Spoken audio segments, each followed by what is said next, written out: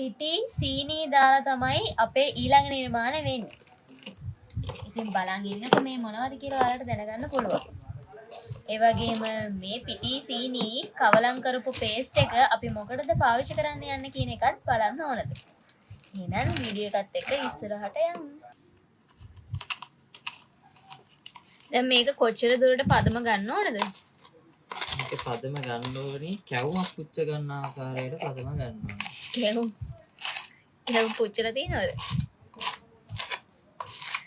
ඔන්න ගයිස් කැවුමක් පුච්ච ගන්න ආකාරයට පදම ගන්න ඕනලු. අඩුම තරමේ පිටි මේ මොනවාද රොටියක් හදා ගන්න තරමට අර පාන් පිටි අනනවා වගේ කියන්. එහෙම නෑ කැවුමක් හදා ගන්න තරමට. ලේසියට නෙමෙයි මේක.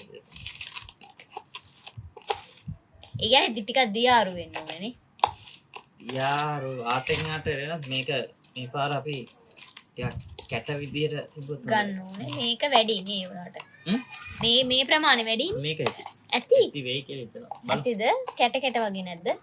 එක කූල් එකත් එක්ක බලන්න.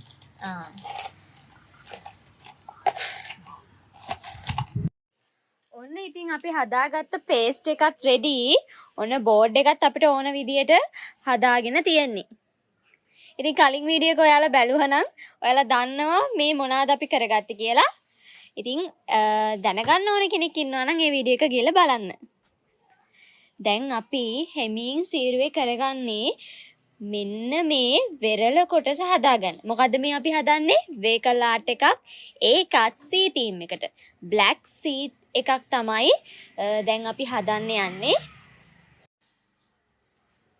මේ පාරට වෙනදා කරපු එකට වඩා පොඩ්ඩක් මේ පේස්ට් එක වෙනස්.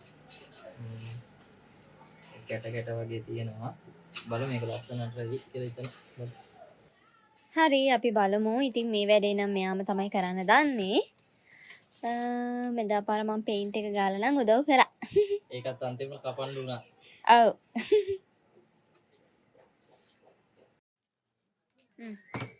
ගිය පාර මේක හදද්දී අපි මල්ලිත් උදව් කරා නේ ඇවිල්ලා. ඔව්. ඔය දෙන්න තියාගෙන මේ අපිත් ඒක පළවෙනි පාර දෙතුන් පාරක් කරානේ නේ. ඒ වුණාට මගේ අයිඩියා එක තමයි හරි ගියේ. මතකනේ? ඒක තමයි කියන්නේ.